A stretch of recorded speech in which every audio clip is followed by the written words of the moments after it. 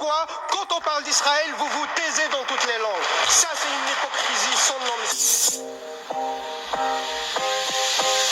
Ça fait 74 ans que le peuple palestinien souffre de la colonisation illégale israélienne.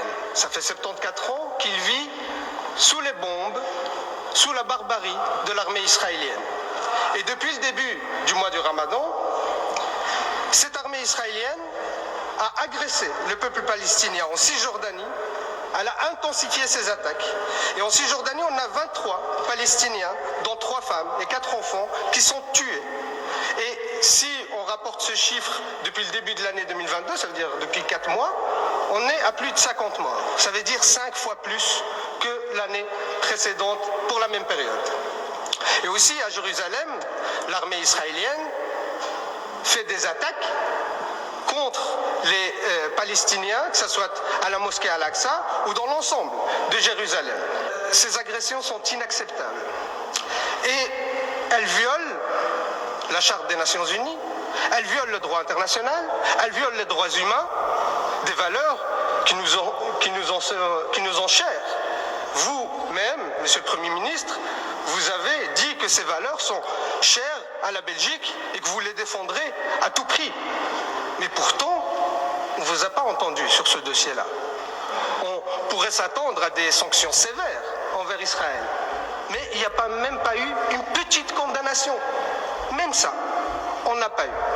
Alors, Monsieur le Premier ministre, je me demande qu'est-ce qu'il faut pour que la Vivaldi réagisse à ces agressions israéliennes. Est-ce que la vie des Palestiniens ne compte pas? Est-ce que les morts palestiniens n'ont pas d'importance? Et ma question est très simple, Monsieur le Premier ministre, et je profite que Monsieur Laoueche pose aussi la question sur le sujet, je vous la pose à vous deux. La Vivaldi va-t-elle...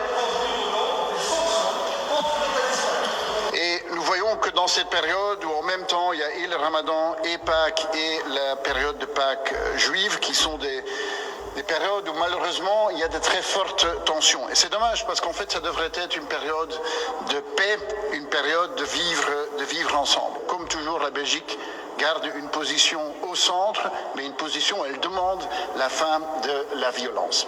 En tout cas, je n'ai pas entendu qu'on allait prendre des sanctions contre Israël. Violation du droit international, violation des droits de l'homme, qualifié d'apartheid par un ensemble d'ONG, pas de sanctions. Tout va bien.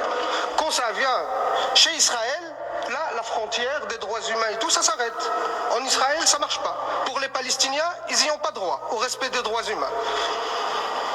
J'en prends acte, monsieur le Premier ministre. Vous parlez d'un vivre ensemble dans une période comme celle-ci. Comment peut-on vivre ensemble sous l'occupation, Monsieur le Premier ministre? Comment pouvez-vous dire une chose pareille?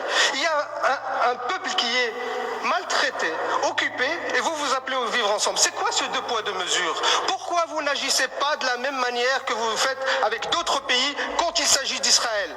Pourquoi, quand on parle d'Israël, vous vous taisez dans toutes les langues? Ça, c'est une hypocrisie sans nom, Monsieur le ministre.